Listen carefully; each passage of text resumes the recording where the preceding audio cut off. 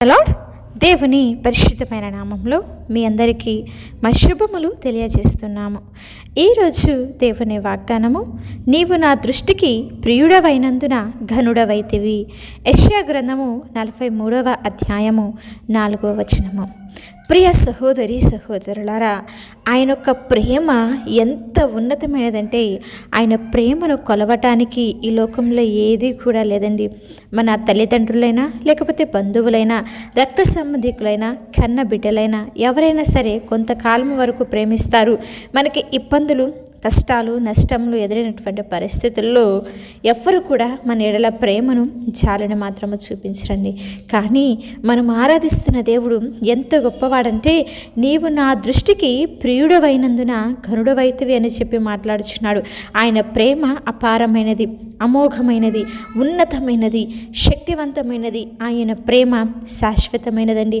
కష్టాలలో ఉన్న, నష్టాలలో ఉన్న ఆ దేవాది దేవుడు తనను నమ్మిన వారిని ఎన్నటికీ విడిచిపెట్టడు, ఎన్నటికీ కూడా త్రోసివేయడండి. వారికి రక్షణ కలిగించి ఎదురైన ప్రతి ఒక్క కష్టకరమైన పరిస్థితులన్నింటిలో నుంచి కూడా విడుదల దయచేసి కృప చూపించి నడిపించే దేవుడై ఉన్నాడు. కొంతమంది అనుకుంటూ ఉంటారు, నేను దేనికి పనికిరాను, నేను ఎవరికి పనికిరాను, నేను మనుషుల దృష్టిలో విలువగా లేను, అందరూ కూడా నన్ను చాలా చులకనగా చూస్తున్నారు, నీచముగా చూస్తున్నారు అని చెప్పి ఆలోచన చేస్తారు. కానీ ఒక్క విషయం జ్ఞాపకము చేసుకోవాలి, మనుషులు నిన్ను చులకనగా చూసినా, నీచముగా చూసినా, నువ్వు ఎందుకు పనికిరాని వాడివి, పనికిరాని దానివి అని చెప్పి నిన్ను అవహేళన చేసిన ఆ దేవాది దేవుడు మాత్రము నిన్ను విలువైన వాడిగా, ప్రియుడిగా, ఘనుడిగా భావిస్తాడండి. ఆయన దృష్టిలో నువ్వు చాలా ముఖ్యమైనటువంటి వ్యక్తివి అన్నటువంటి విషయము జ్ఞాపకం ఉంచుకోవాలి. ఆయన అంటున్నాడు, నేను నిన్ను ప్రేమించుచున్నా. మరి భక్తుడైనటువంటి దానియేలు గారి గురించి అంటాడు, దానియేలు, నువ్వు నాకు బహుప్రియుడవు.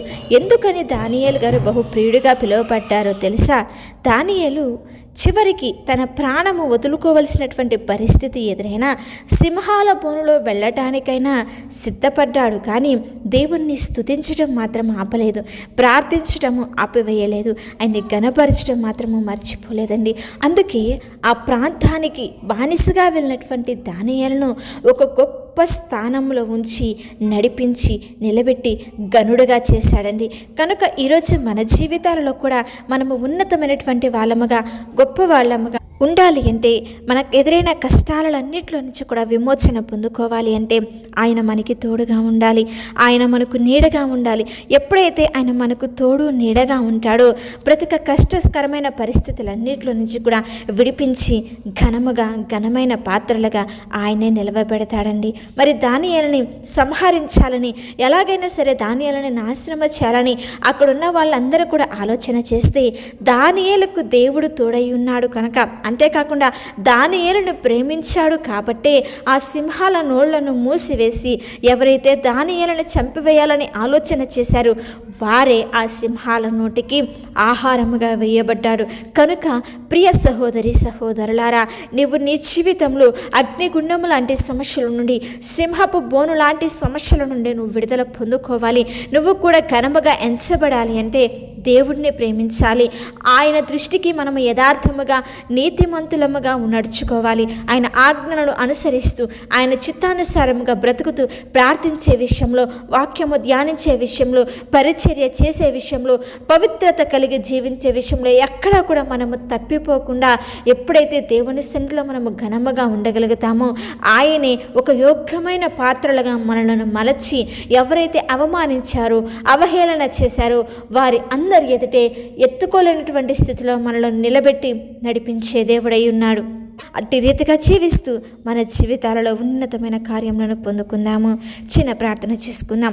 కృప కలిగిన మా తండ్రి, సర్వశక్తిమంతుడా, ప్రేమామయుడా, మనోహరుడా, మహాఘనుడా, ఉన్నతమైన మీ నామమునకై స్తోత్రములు చెల్లించుచున్నాం. అవును దేవా, మీ ప్రేమ విలువైనది, మీ ప్రేమ అపారమైనది, అమోఘమైనది నా తండ్రి.